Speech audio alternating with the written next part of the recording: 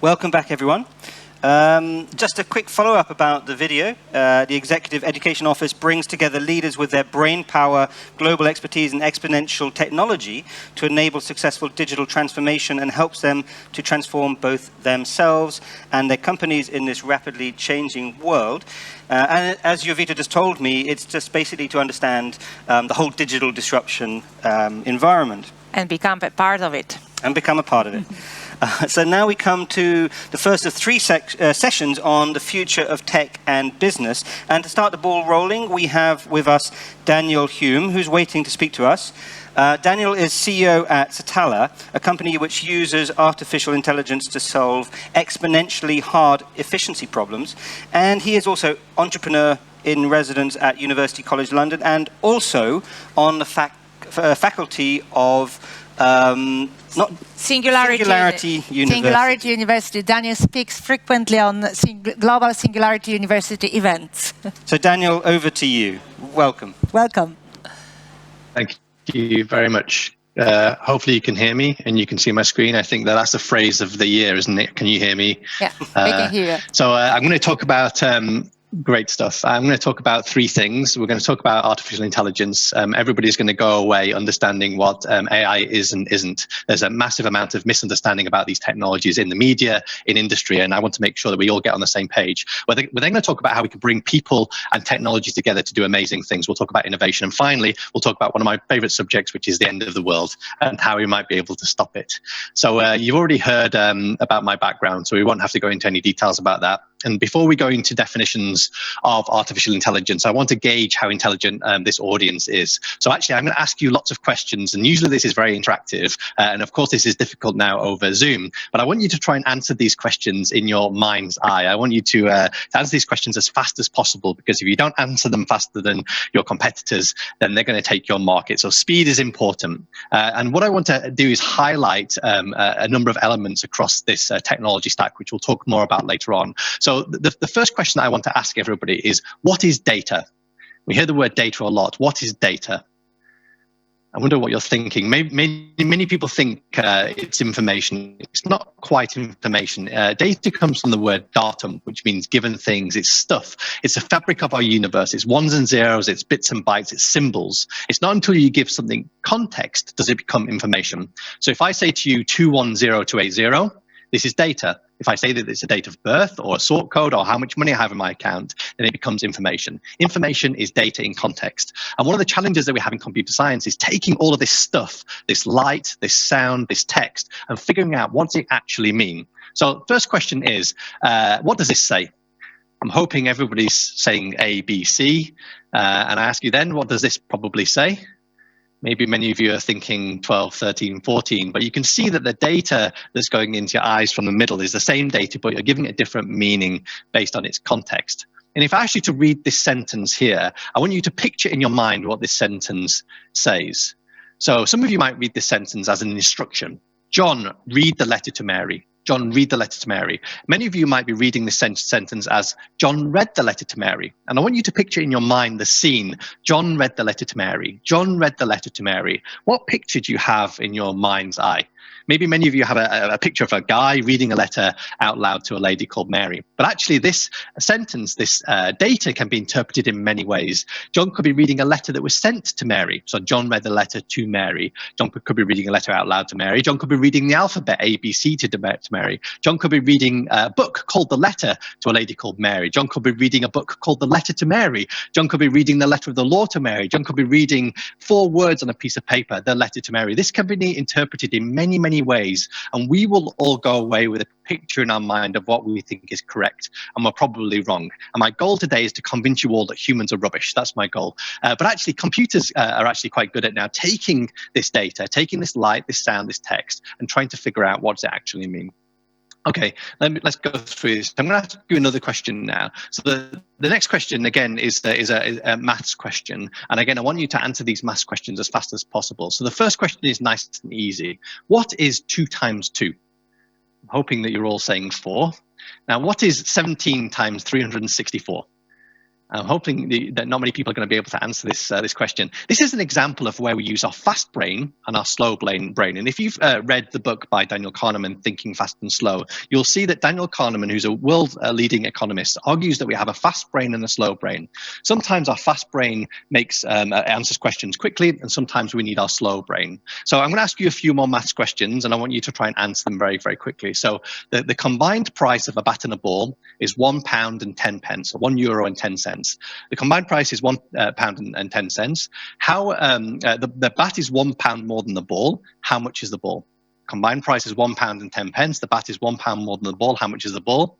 Maybe many of you are picturing in your mind's eye 10 cents, but actually it's not. The bat is 5 cents, and the ball is 5 cents. So the bat is £1 and 5 pence. The ball is 5 pence. The combined price is £1 and 10 pence. So this is an example of where we use our fast brain and we get a wrong answer. I'm going to ask you another maths question. So the next question is, so imagine these are staff members, imagine these are people, and we know everything about these people. We know their skills, we know their preferences, and what we want to do is we want to allocate these staff members to a demand, to projects. Now, I wonder if anybody can tell me how many possible ways are there to allocate these 5 staff members to 5 projects. So I'm looking at one allocation here. I can flip 2 around, I get another allocation. I can flip another 2 around, I get another allocation. So how many possible ways can I allocate these 5 staff members to 5 projects? So those of you that remember the exclamation mark from school, it's 120. So 5 times 4 times 3 times 2 times 1. There are 120 possible ways of allocating these 5 staff members to 5 projects. Let's make the problem a bit more complicated. So I've got 15 staff members now, 15 staff members. So I wonder if you can tell me how many possible combinations there are of these 15 staff members. If I've got 15 projects to allocate them to, how many possible ways can I allocate them? Don't say 15 factorial because that's cheating. So it's actually over 1 trillion possible ways. 15 times 14 times 13 times 12, you get this number. To expect a human to solve this problem is very, very difficult. Humans can solve problems up to about 7. We're very good at solving problems that have about 7 moving parts. Beyond that, we're pretty useless. And actually, industry have thousands of these types of allocation problems, resource allocation problems that are being solved by human that don't actually, that are not this size, but actually this size. So here are 500 staff members. I wonder if anybody can tell me how many possible ways I can allocate these 500 staff members. You can't, it's a big number. It's a number that's got over 1,000 digits. And just to put this number into context, this is how many atoms there are in the universe. So once you get to about 60 things that you need to consider, whether it's 60 marketing channels you need to send money down, or 60 people you need to allocate, or 60 deliveries you need to make, once you get to about 60, there are more possible ways of allocating that resource than there are atoms in the universe. And as I said, humans are good at solving problems up to about 7. You can hire a good computer scientist that can solve problems up to about 30. But beyond that, you need to have deep specialized expertise in a set of technologies called optimization. And the reason why I want to talk about this is because when I build systems for companies, these systems usually have 3 parts. And everybody at the moment is going on their digital transformation. They're trying to get all of their data together so that they can then extract insights from that data.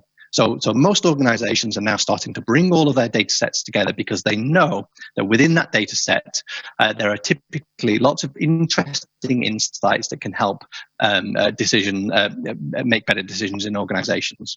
So what we're also seeing is companies hiring machine learning experts, data scientists, statisticians, people that are very, very good at finding patterns from data. But I would argue that companies don't have machine learning problems. They have optimization problems. They have decision problems.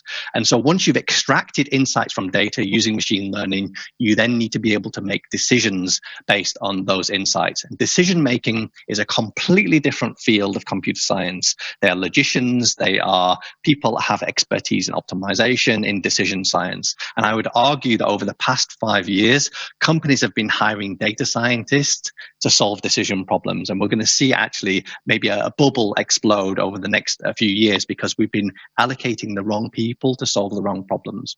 Anyway, if we build a system that you give data to and it extracts some insights and makes a decision, and tomorrow we give it the same data, it makes the same decision, what you have is automation. And automation is amazing because many of these things can be done much, much better than a human being.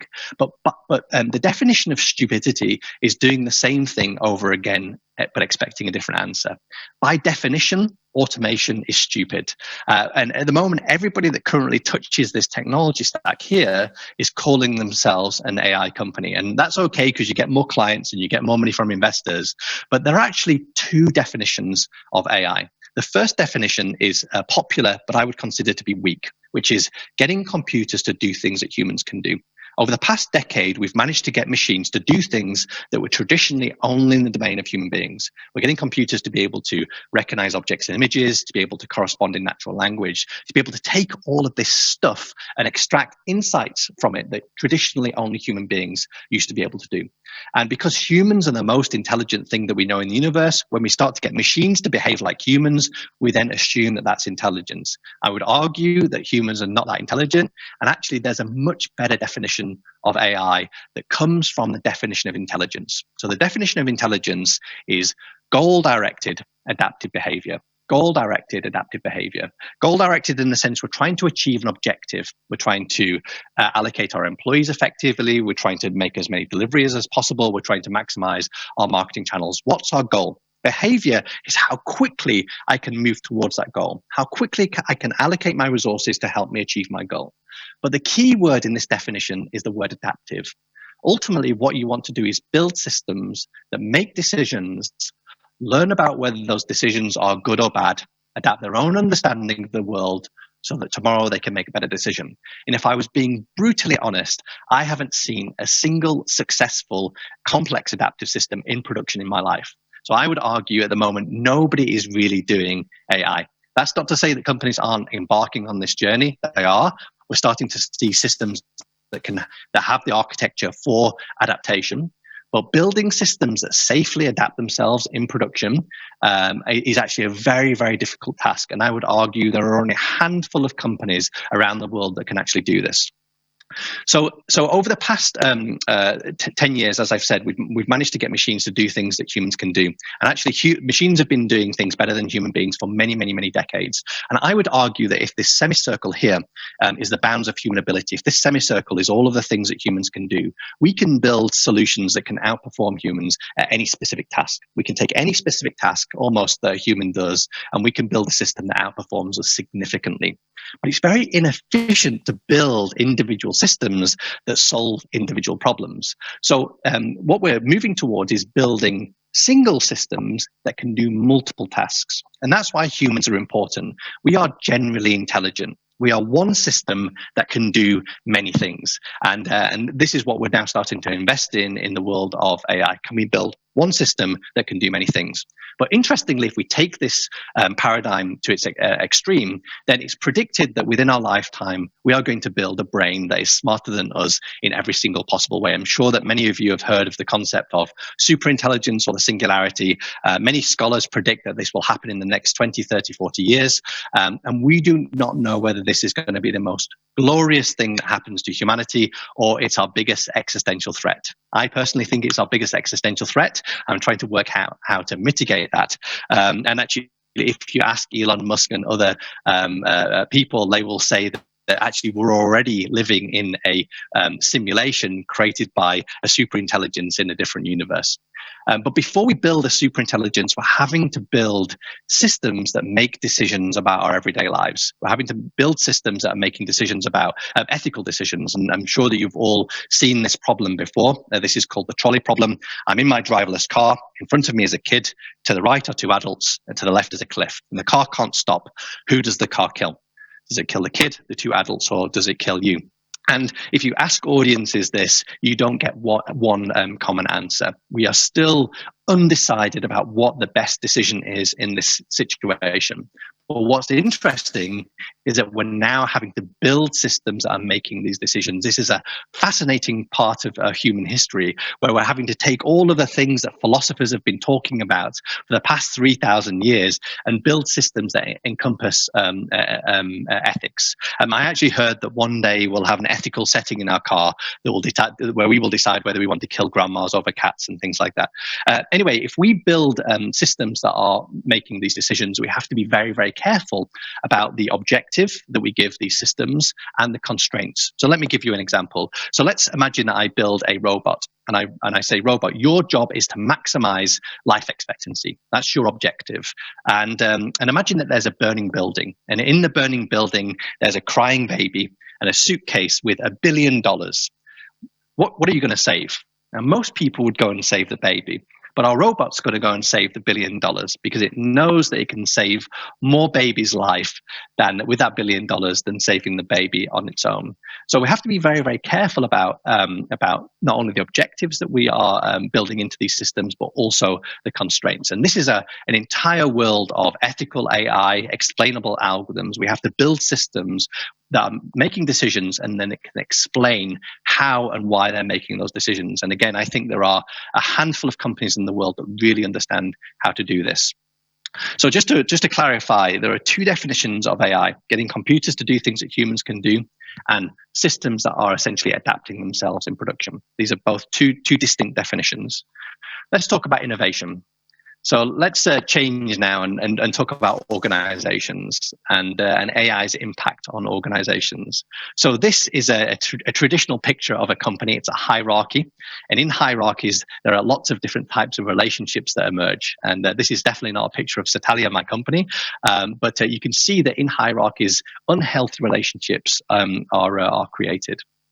And I would argue that over the next 10 years, this technology that I've just described, the combining of data, the extracting of insights, the making decisions, the learning from those decisions, this technology is going to be a commodity. We will all have access to it. We already have access to free tools that allow us to build chatbots and allow us to recognize objects and images.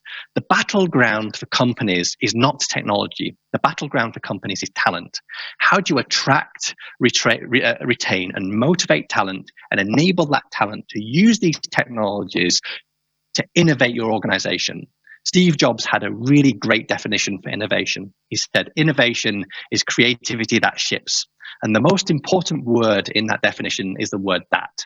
Ultimately, what you want to do is you want to generate lots of ideas, get those ideas very, very quickly to the point where they are making money. That process is long and hard and painful.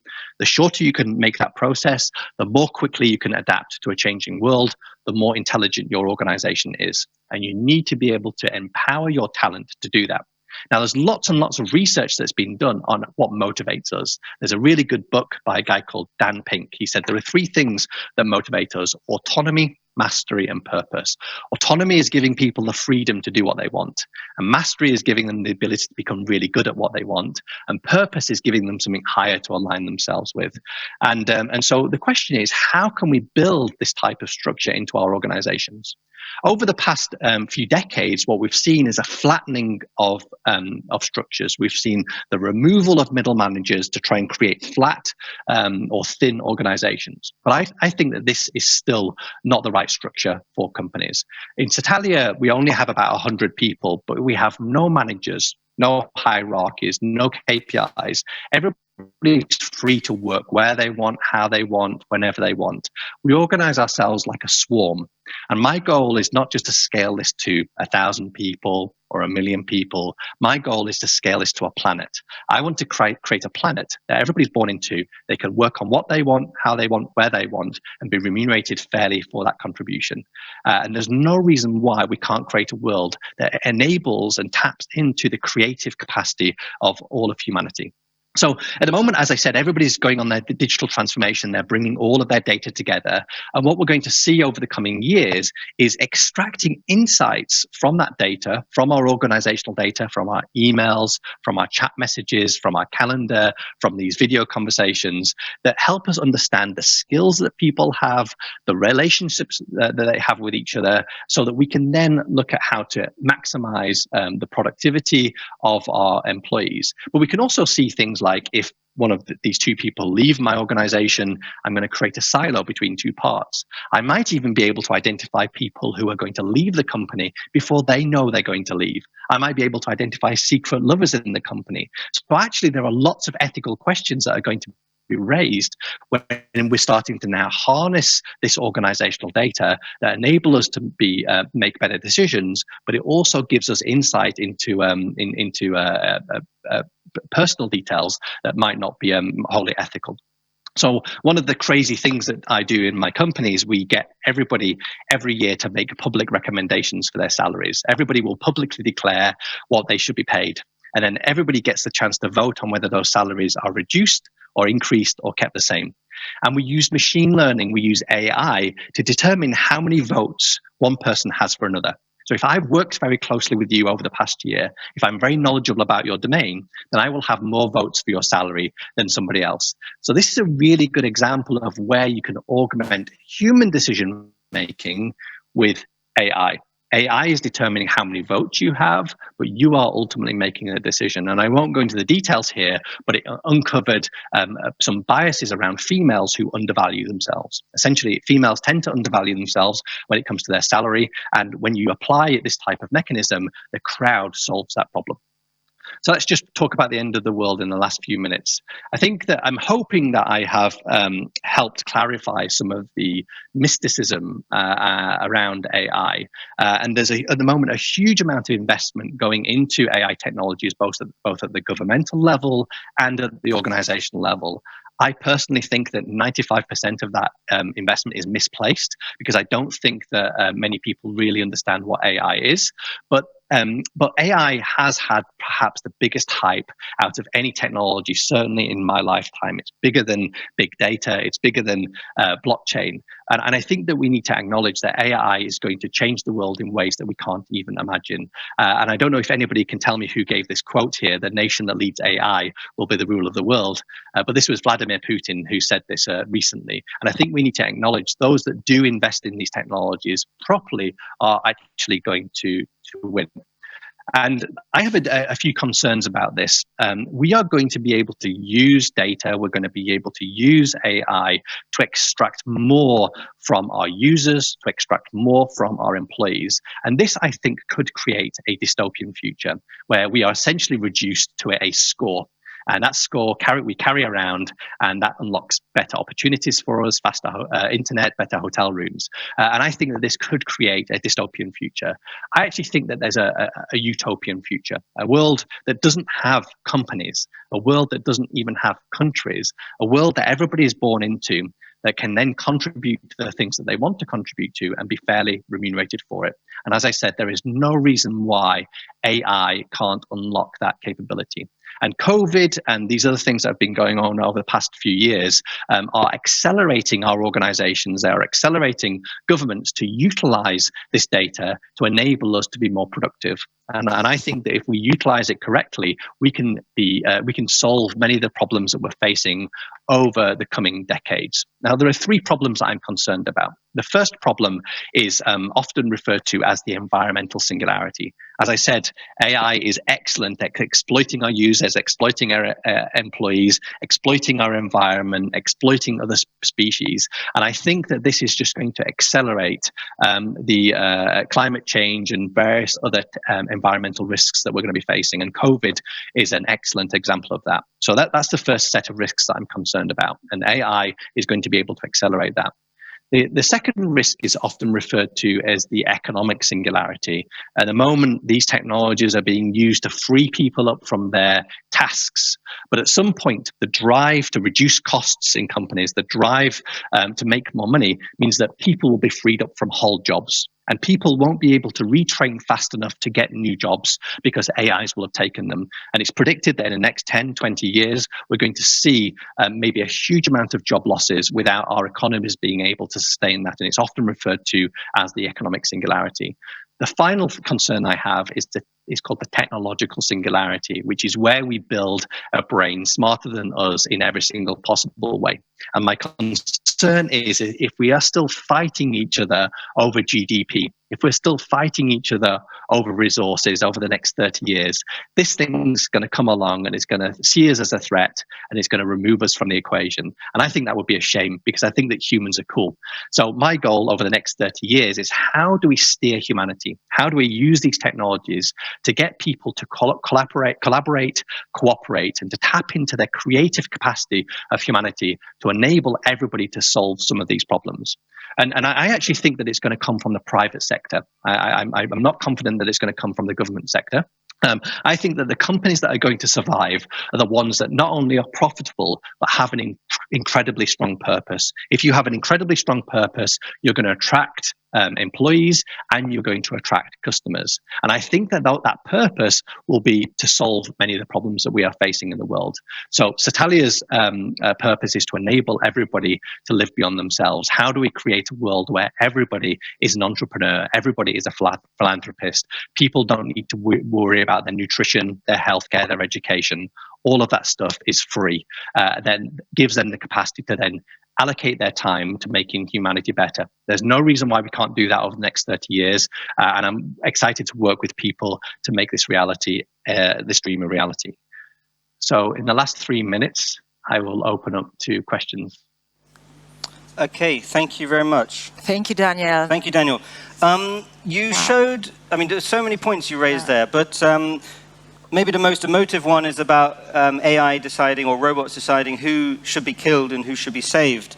I'm just wondering if you would apply that to the COVID-19 situation.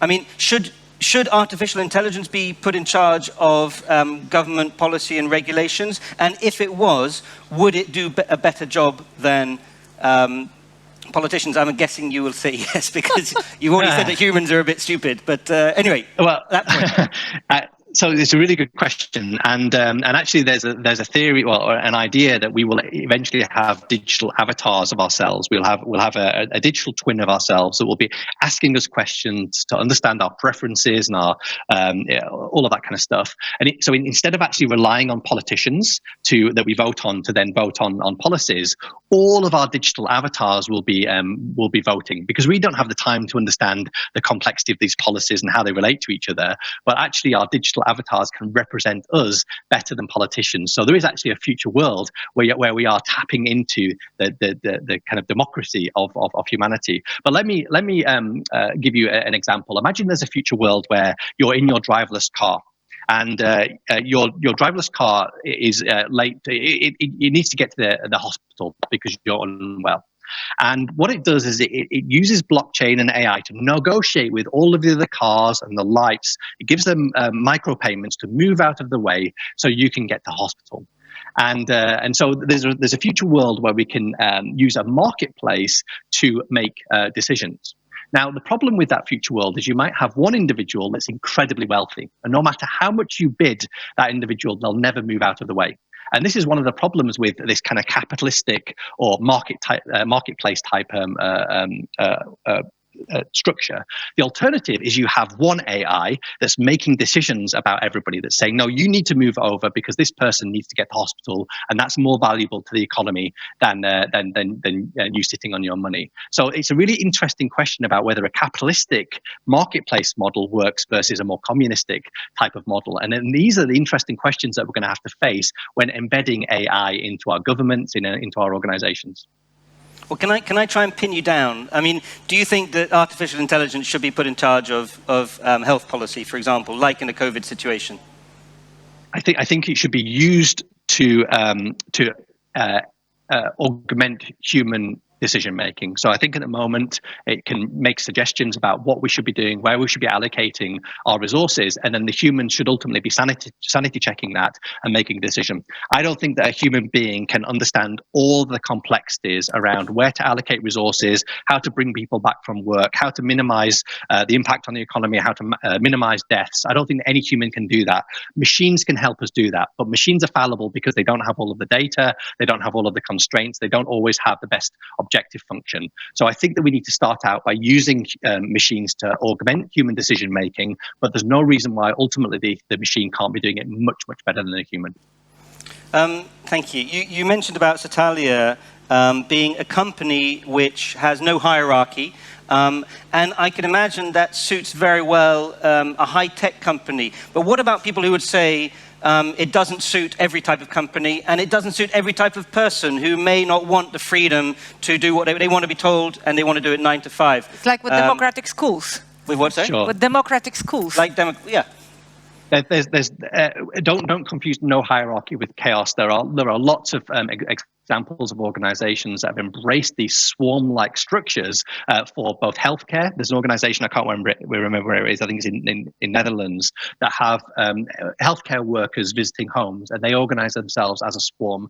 There's a factory in the US of tomato pickers, essentially, that organize themselves as swarms, and they set their own salaries. No hierarchies doesn't mean structure. It doesn't mean it doesn't mean chaos. It means a different type of structure to enable your organization to be more adaptive to a changing world.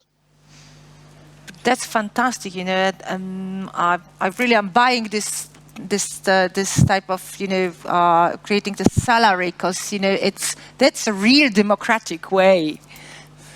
Yeah, I mean, I'm just playing a little bit devil's advocate, because I also believe that you know, a less structured company can do better. But can you quantify it? I mean, I suppose, has Satalia always been a very, let's say, if I can put it like, structureless company, or can you compare previous way of running a company with now? Or if you can't, you know, can you give a good example of where, let's say, a more free approach has seen a company absolutely change its productivity, for example? Yeah, there's a company in China called Haier, which is an electronics manufacturing company, and they operate essentially as micro enterprises. I think there's like 10,000 employees. Micro enterprises have a maximum of 15 people. Each enterprise have their own P&L, and they operate like a marketplace. And they're an excellent example, an excellent case study of where this has worked. And there are, I think most organizations, when they start out, they want to operate in this way. But as you start to scale, to understand what's going on across your organization, you typically have to bring in managers, and bringing managers brings in many of the traditional problems that organizations see. But we can now actually use AI to replace the manager. We can use AI to understand the health of projects, to the well-being of employees, and not having to have that middleman or middle person, and then be able to broker and move that information around to the relevant people. I mean, that's fascinating, because this is a Chinese company, you say, so it's under a communist system. And so even under a communist system, a company like that can flourish. I think that many people will be really surprised by that. And how do you spell Haier? Just so people... H-A-I-E-R. H-A-I-E-R. Okay, thank you. Because we want to Google them. Yes, yeah, I can give you lots of examples. I'm very happy to share more. Can you give maybe an example of a non-technological company? Yeah, as I said, there's a tomato company. I can't remember the name of the tomato company in America. I'll have to dig it out. North Star, I think it's called. North Star. Yeah, they're a tomato company. But again, there's some excellent books on the subject. There's a book called Reinventing Organizations that has many case studies about this these ways of working. Okay, I think we've reached the end now. That was, like all the speakers, it's just been fascinating to listen to you, and thank you very much for giving up your time. Excellent. Thank you so much. Thank you, Daniel. Bye-bye. Bye-bye. Pleasure.